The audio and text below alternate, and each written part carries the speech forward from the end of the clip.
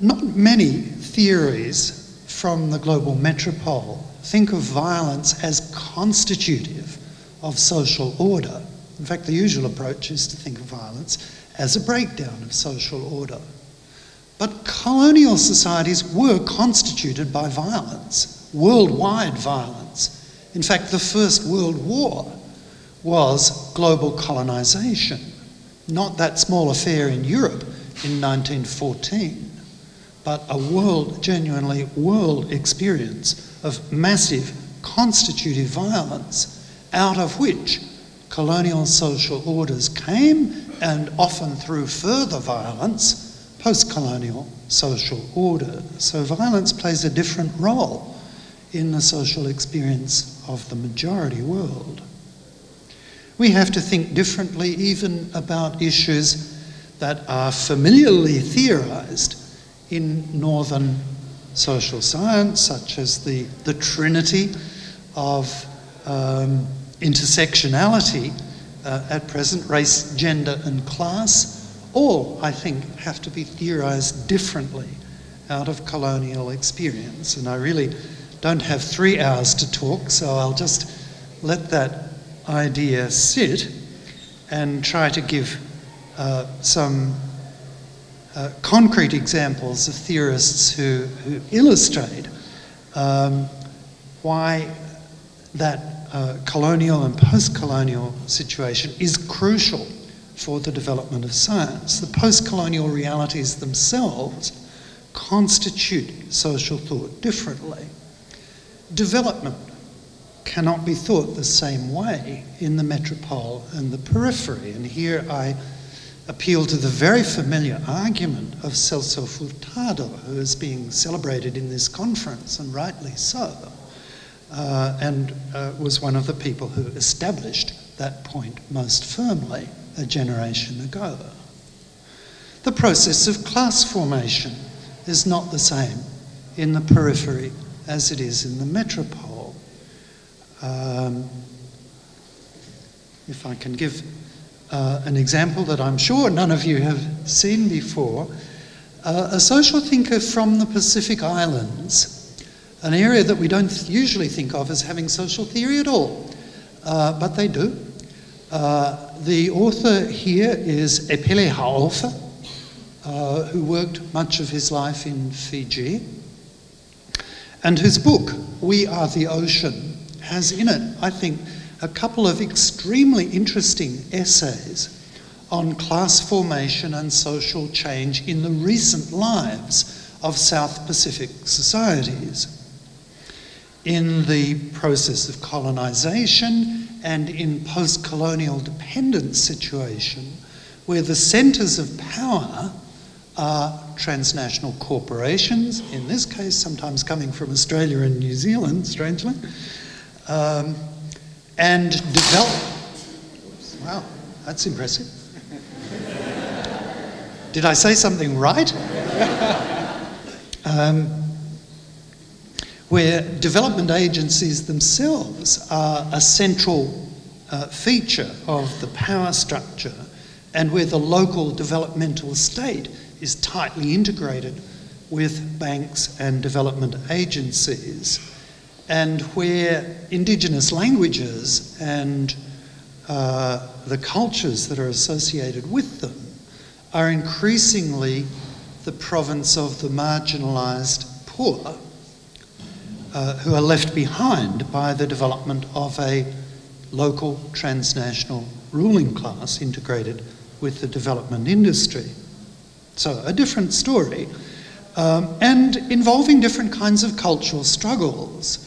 Epele Haofa is one of the people who is interested in Indigenous knowledge, but who knows that Indigenous knowledge cannot be static with this kind of development process going on.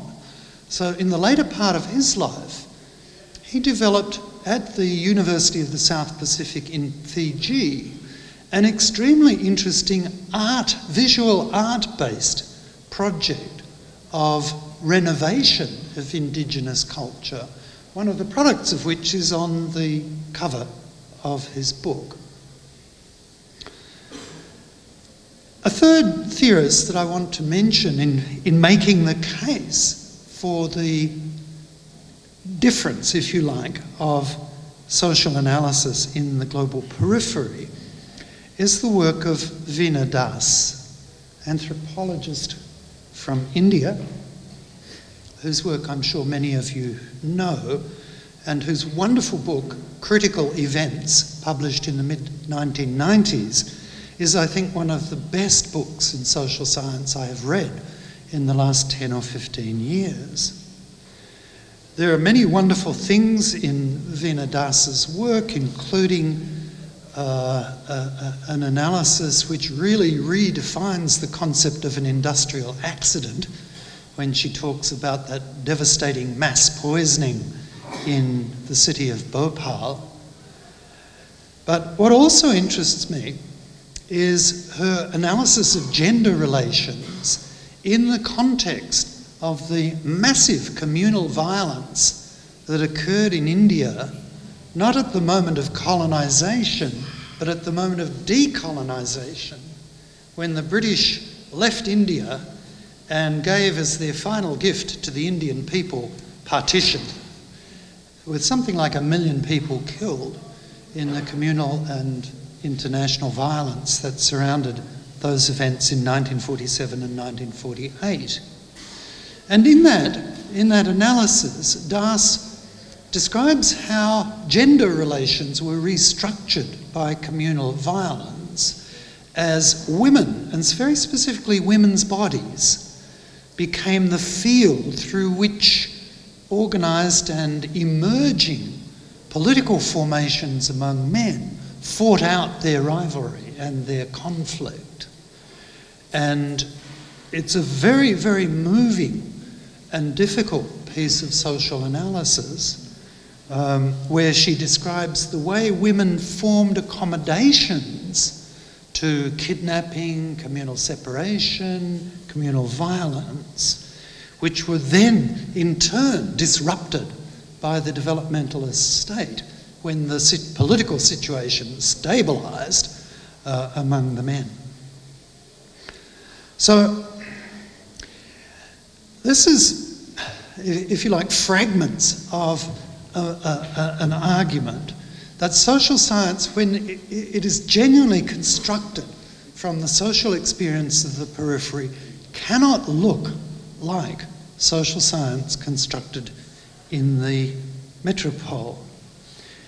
The form of social theory is likely to be different. Its content certainly is going to involve other things and other stances. Social theory coming from the global periphery is likely to be less academic, more movement-oriented. That's partly because of the weaker university system in the colonised and post-colonial world, partly because of the different social histories. It's likely to be less contemplative. It's likely to involve other genres of writing from those that we are familiar with in northern-centred social science. Now, again, some of this is very familiar. I mean, everybody here, I'm sure, has read the work of Frantz Fanon, trying to write out of the experience of colonisation and post-colonial social relations and moving into genres which are not all that familiar in northern social science. I won't dwell on Fanon because he's so familiar, but I want to mention two other thinkers from the periphery. One is Solomon Place from South Africa, a black activist and social thinker who was the secretary of the organisation that later became the African National Congress, which is now the governing party in South Africa. This is about the time of the European War of 1914. Place did a wonderful piece of social inquiry. At the time of the 1913 legislation by the new South African white-controlled parliament, the post-colonial regime that became the apartheid regime was in formation at the time, and the white-controlled parliament had passed what was called the Native Land Act, which basically was a land grab, a legal land grab, to take away African communities' land and force Africans to become a landless labour force working for white small capitalists.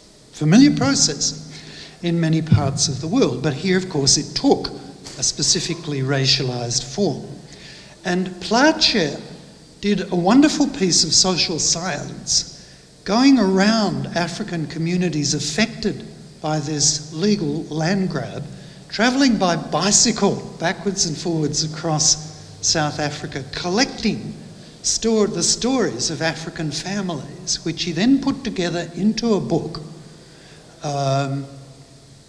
It was published in 1916, hoping to get the Imperial Parliament in England to intervene to stop the expropriation of African families. That didn't happen, but the book exists, and I regard it as one of the great classics of world social science.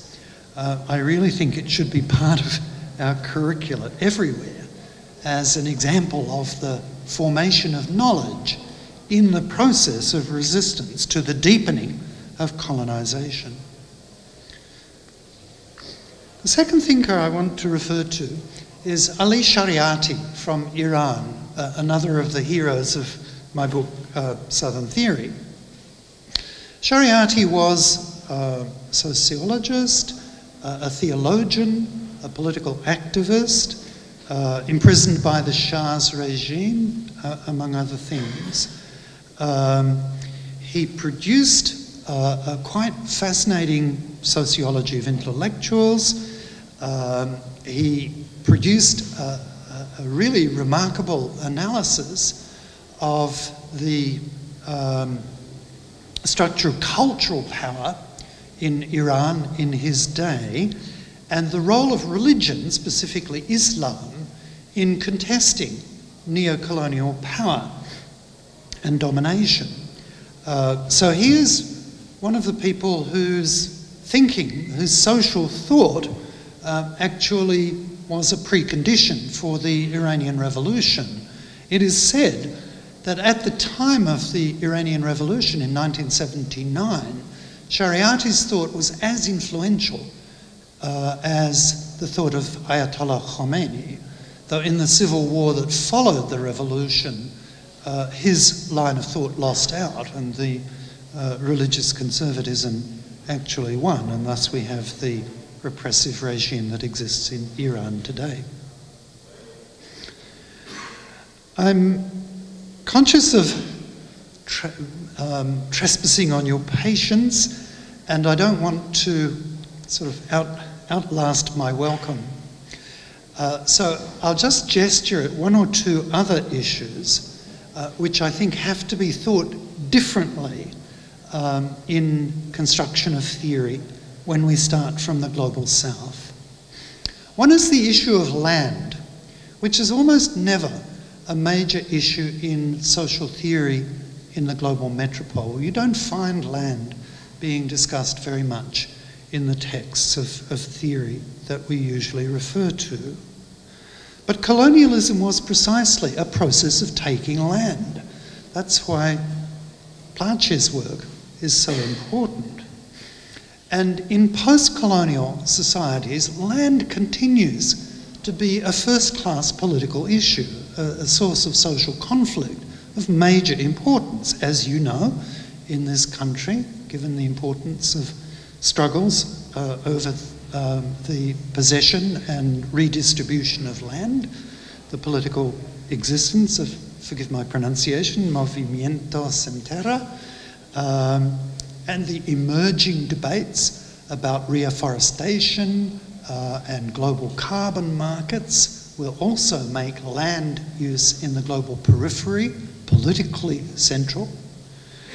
In Australia, Aboriginal land rights have become a first-class issue.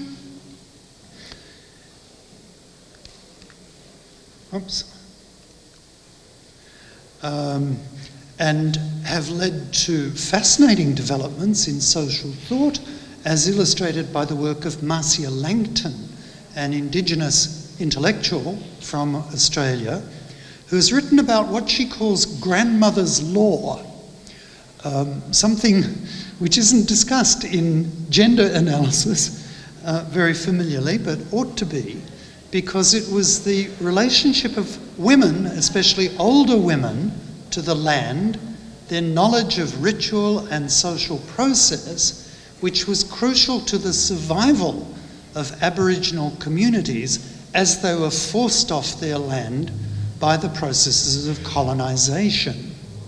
So grandmother's law is a concept that I want to enter into the international discourse of gender theory. Finally, starting from the periphery, some important recent issues in social theory do look different. For instance, neoliberalism, which we typically understand, which is understood in the writings of the global north as arising from crises of accumulation in the advanced economies. This is David Harvey, for instance, and a good many other theorists of neoliberalism. But neoliberalism actually began as a political reality in the global south, on this continent, with the regime of Pinochet. And neoliberalism, in my view, has always, when understood globally, has always centred on the restructuring of relationships between metropole and periphery. This is certainly the view taken by Moeletsi Mbeki, a public intellectual from South Africa, not the former president, but his brother, who has written fascinating work on contemporary dilemmas of development and social power in Africa, in which he treats neoliberalism, seen from the perspective of Africa, really as a kind of new mercantilism. It's not so much about deregulation as about the application of state power in new forms of profitability, creating profit. So my argument then is, and these, I'm very much aware that these are fragments of an argument, but I think there are enough fragments to make a case that we can expect social science to look different when our starting point is the social experience of the global south, broadly understood. So now I come in my final few minutes to trying to characterise the revolution that I'm calling for, the revolution in social theory. With all revolutions, you have to have a need and an opportunity. I think the need is with us. The growth of neoliberalism on a world scale represents a real problem for the social sciences, because the only social science that neoliberalism really wants is neoclassical economics and its various offshoots. The other social sciences are residualised in a neoliberal world, and you can see this happening in the policy world in terms of who gets used by governments as policy advisors, and essentially it's economists. The other social sciences do have a small marginal role in the neoliberal world to tell the governing powers about marginalised groups, about the failures of market society, the poor, the landless and indigenous and so on, but not in forming major social policies for transformation. So our future in a neoliberal world is pretty bleak. But at the same time, the need for our capacities for social analysis, for data gathering and theorising has never been greater. We are actually needed in the contemporary world. Our collective project of social science knowledge is truly important as the environmental crisis on a global scale deepens, as more and more of the world's population are alienated in different ways from developmentalist states, whether in China, given those astonishing statistics of the number of public social conflicts that trickle out from China, right through to the Arab Spring as a crisis of the failed developmental dictatorships of the Cold War era. The opportunity for a revolution in social science is also building up as the world social order itself is restructured. And we do have a reshaping of what used to be a fairly stark north-south contrast, which I, of course, have just used to build up my case for southern perspectives. But that north-south relationship is itself being restructured as global capitalism, so to speak, moves offshore and becomes virtual, with the increasing importance of financial markets, which have no specific national local existence, with the growth also of industrial capacity and new accumulation of wealth in the BRIC countries, Brazil, Russia, India, China. The shape of the global economy itself is changing, and with it, possibilities, capacities for intellectual development outside the old global metropole also become greater. But this is not yet turned into the intellectual shift that it promises. We still are stuck very much in what Ntonji called the extroverted attitude, although we increasingly across the colonised and post-colonial world have the capacity to do something different. So what's involved, I argue, is a remaking of the labour process of theory, a process of the formation or reformation of intelligentsias, which are, in a way, the remaking of the workforce of social science. This is not easy in many parts of the post-colonial world. And here I refer to the work of another African thinker, Thandika Mkandawire, who has written a fascinating book on African intellectuals, published I think in 2005, in which he points to the way African social science has become dependent for its funding not on a developmentalist state, but essentially on non-government organisations, which themselves are funded from the global north as development aid. And for social science to become dependent on development NGOs means a commitment to short-term research agendas, applied forms of social science, in fact anything except conceptual work and theoretical revolution. This is not an easy proposition, what I'm arguing for. I don't think that for a minute. But I also think it's a possible proposition, and one in which we have resources that in the past have not been much used. And one of those important resources is simply connections around the global periphery. It's a feature of extroversion that African intellectuals look to Africa and Europe and North America. Intellectuals in South America tend to look to South America and Europe and North America. Intellectuals in Australia look to Australia and Europe and North America, but not to each other. So that, in a way, is where a lot of the resources for this kind of change that I'm arguing for can come from, is connections around the global periphery, both material resources and intellectual resources. And if you'll forgive me a moment of chauvinism, I want to mention very quickly several examples of this from my own country, Australia. Okay, I've done something terrible. Okay, here we are.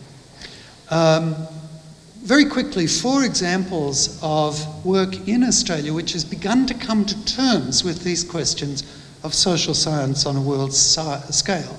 One, the work of my colleague Peter Beilharz, a sociologist who's written about a very interesting Australian intellectual who tried to theorise the production of visual arts from the perspective of colonisation and post-colonial experience. Secondly, the work of an Australian feminist sociologist, Chilla Bulbeck, who in this book addresses the problem of how the conflicting feminist perspectives that have grown from the experience of gender relations in different parts of the world order can be reconciled, or whether they can be brought together. And she proposes in a way that epistemologically they can't, but practically they can